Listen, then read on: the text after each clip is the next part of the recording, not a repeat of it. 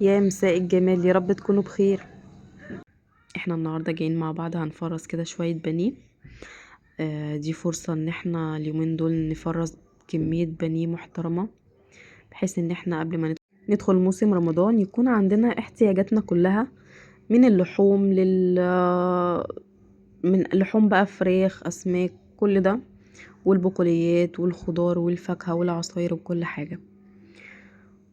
بما ان طبعا يا حبايبي كلنا عارفين ان الاسعار ساعتها هتكون الضعف، فاحنا نبتدي نجيب احتياجاتنا كده بالتدريج من غير ما نحس ان في تقصير او ان احنا صارفين قرش زيادة. لا، احنا هنبقى شايلين قرش على جنب محوشينه مع التحويش اللي احنا بنحوشه، بحيث ان احنا لما نجيبها دلوقتي هتبقى عادية، انما لما نيجي نجيبها في ساعتها لا، هتبقى اوفر وهتبقى غالية قوي.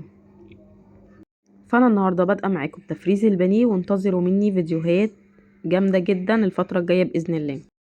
يلا بينا نقول بسم الله ونصلي على الرسول عليه افضل الصلاه والسلام ونبدا الفيديو. لو ما حطيتوش لايك هزعل، حطوا اللايك واشتركوا في القناه. بصوا بقى، احنا اول حاجه بننضف البانيه كويس جدا وبنغسله غسله كده محترمه. بعد كده بننقعه ميه وملح وليمون فقط. يعني في ناس بتحط له خل، بس انا بحس ان الخل بيخلي ريحه الفراخ، بيظهر الزفارة اكتر، فانا بصراحة مش بشجع ان انا احط خل في البانيه. هي مية وليمون وملح بس كده.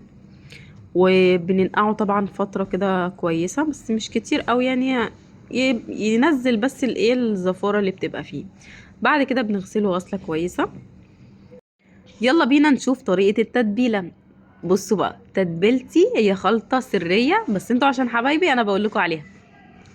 بصوا بقى، في الكبة هننزل ببصلاية وسط، عليها 3 فصوص توم، عليها طماطمايه واحده بس، ما تكتروش عن كده. هتقولوا لي حاطه طماطم، هقول لكم جربوا ومش هتندموا.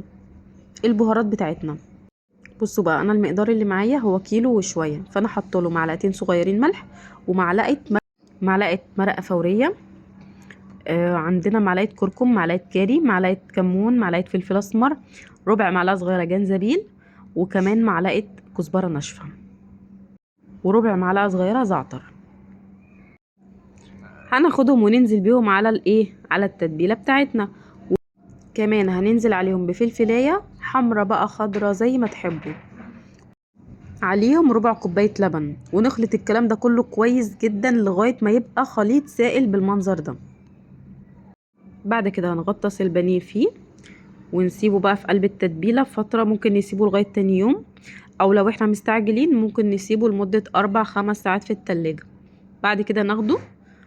الخطوه المهمه بقى هنا في الحته دي، ان احنا لما هناخده من التتبيله، احنا يعني في ناس ما بتحبوش يتحط فيه بيض، وانا من الناس دي. طب احنا هنعمل ايه؟ هي فكره اقتصاديه وعلى قد ايدينا. يعني مش شرط انت عشان تعملي بانيه لازم تشتري معاه بيضايه عشان لازم يتحط فيه بيضايه، لا خالص. احنا هنعمل ايه؟ احنا من التتبيله اللي احنا حطيناها دي، احنا حطينا فيها ربع كوبايه لبن.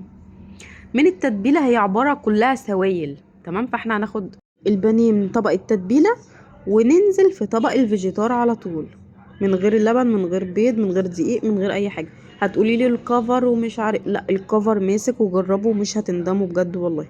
لا، خلطه وطريقه جميله قوي، هتوفر علينا وقت وهتدينا طعم جميل، والكفر يعني مقرمش وجميل، وبجد وصفه جميله ومش هتندموا عليها. بصوا بقى، دي اول تفريزاتي من البانيه. انا عندي هنا الطبق الاولاني دوت، علشان خاطر انا الفيجيتار اللي انا كنت بعمل منه الكميه خلصت، فحطيته مؤقتا في الطبق ده عقبال ما ابقى اجيب تاني واكمل الكميه. ده بقى الفيجيتار اللي انا عاملاه بالطريقه اللي انا قلت لكم عليها، من الطبق بتاع التتبيله على طبق الفيجيتار، من غير لبن، من غير دقيق، من غير بيض، من غير اي حاجه، وعلى الزيت على طول. بس ممكن قبل ما نحطه في الزيت بندخله الفريزر نص ساعه، وبعد كده بنبتدي تحميره عادي جدا. وبس كده. يا رب الفيديو يكون عجبكم، ما تنسوش اللايك والاشتراك في القناة، واشوفكم على خير في حفظ الله.